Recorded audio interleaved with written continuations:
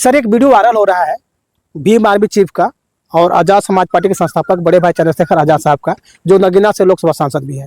उसमें उन्होंने कहा है कि अगर कांवड़िए के लिए अगर हम फूल बरसा रहे हैं, है ना, तो फिर नमाजियों के लिए क्यों नहीं। भाई, हिंदू धर्म की आस्था का देश सबकी धर्मों की आस्था का सम्मान करता है। हिंदू धर्म की आस्था है, 10 दिन कावड़ चलता है, सारे होटल बंद होते हैं, अस्पताल बंद होते हैं। कई बार ऐसा हो कि अस्पताल जाना होता है लेकिन उनका साथ जा नहीं सकते, कहीं और को जाते हैं, परेशान होते हैं। लेकिन क्योंकि उनकी आस्था को ठेस ना पहुंचे और उनकी धर्म में कोई रुकावट ना, तो लोग सहते हैं उसको, सहते नहीं सहते।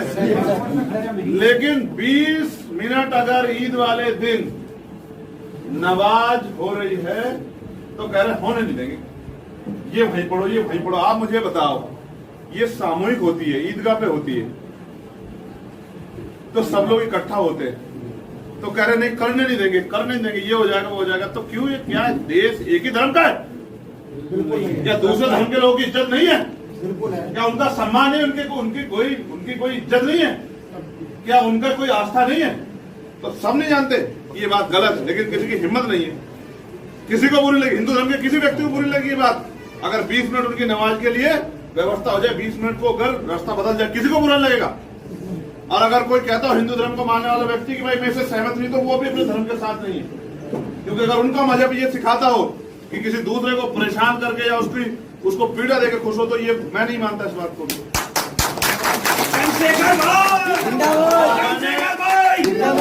मैंने नेशनल टीवी पे बात पूछी कि भाई आप मुझे बताओ मीडिया के साथियों, क्या मैं गलत हूँ?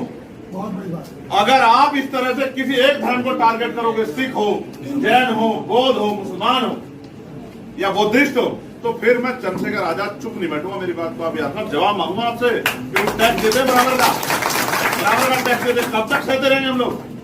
हमारे नेता नहीं बोलते थे, इसलिए हम पे जुल्म बढ़ रहा, तो इसलिए सबको दिक्कत है। देखिए, इस देश में संविधान एक है, बाबा साहब अम्बेडकर ने सबको बराबर का अधिकार दिया। तो अब ये देखिए कि इस देश में कोई भी ऐसा राजनेता जो सबकी बात करता हो, बहुजन समाज की बात करता हो, उसने इस मुद्दे पे कुछ बोला ही नहीं। तो वो अखिलेश यादव जी हों या फिर आपके यहाँ पर हेमंत सोरेन जी हों, लालू प्रसाद यादव हों, तेजस्वी यादव हों, इन सारे लोगों के मुंह में घी जम जाती है जब माइनॉरिटी की बात आती है, जब मुसलमानों की बात आती है। तो चंद्रशेखर भाई ने, भैया ने इस बात को इसलिए कहा है, राष्ट्रीय अध्यक्ष साहब ने, क्योंकि मुसलमानों का भी उतने अधिकार जितना दूसरे लोगों का है। जब कावड़िया में सड़कें रोक दी जाती हैं, आवागमन को रोक दिया जाता है, उनको फूल बरसाया जाता है, तो मुसलमान भी इस देश का मूल निवासी है, यहीं का रहने वाला है। तो अगर उनके लिए 10, 12, 15 दिन बंद किया सकता है सड़क को, तो इनके लिए, मुसलमानों के लिए 10 मिनट की नमाज के लिए जगह दी जा सकती है। तो इस बात में चंद्रशेखर भाई ने कहा, इनका पूरे देश में सराहना की जा रही है और मुस्लिम समाज वाकई इस बात से बहुत ही खुश है कि उनके लिए उनकी बात उठाने वाला कोई शख्स आज बड़ी हिम्मत से बात को उठा रहा है। सर, ऐसा देश में क्या हो जाता है कि अगर आप हिंदू की बात करते हैं तो लोग गौरवान्वित महसूस करता है, लेकिन जैसे ही मुस्लिम अधिकारों की बात होती है, मुस्लिम को सम्मान देने की बात होती है, जैसे ईद में जो बहुत दिन पहले वीडियो वायरल हुआ था कि पहली बार नमाजियों को लात से किया गया था, है ना, तो देश में आखिर चल क्या रहा है कि हिंदू की बात करो तो गर्व हो, और जहां मुस्लिम के अगर कुछ सपोर्ट की बात करो तो फिर आप मुस्लिम सपोर्टर हो या देशद्रोही हो। ऐसा क्या मतलब देश में एक चलन चल गया है क्या? देखिए, आज़ाद समाज पार्टी सारे लोगों की पार्टी है, संविधान ने इनको सबका अधिकार दिया और सारे लोगों की पार्टी है। हम समझ 100% लोगों की बात करते हैं। हाँ, 85% बात इसलिए हम करते हैं कि 85% लोग जो है डिप्रीव कम्युनिटीज हैं, वो कहीं ना कहीं हाशिए पे हैं, इसलिए उनकी बात ज्यादा की जाती है। लेकिन हमारे समाज, जो बहुजन समाज हमारा है, उसके साथ भी जो कमेरे लोग हैं, किसी भी समाज के हों, कर्मचारी वर्ग है, वो सारे समाज के आते हैं, किसान सारे समाज की, सारी कोई जात तो होती नहीं किसान की, तो सारे लोगों की बात हम करते हैं। एक पहला प्लेटफॉर्म इस देश का भीम आज़ाद समाज पार्टी सबकी बात को करता है। तो इस देश एक एजेंडा बनाया जा रहा है मुसलमानों के विरोध में, ताकि इस देश के 85% लोग उनके खिलाफ में खड़ा किया जा सके। ये एजेंडा बनाया जा रहा है, लेकिन एजेंडा को काउंटर करने के लिए आरएसएस की पूरी आइडियोलॉजी को काउंटर कोई कर सकता है, तो ये बहुजन आइडियोलॉजी और आज़ाद समाज पार्टी भीम आर्मी कर सकती है। जी सर, एक चूंकि समाज में एक बात उठ रहा है कि क्या दलितों के मसीहा बन जाएंगे क्या चंद्रशेखर आजाद जी?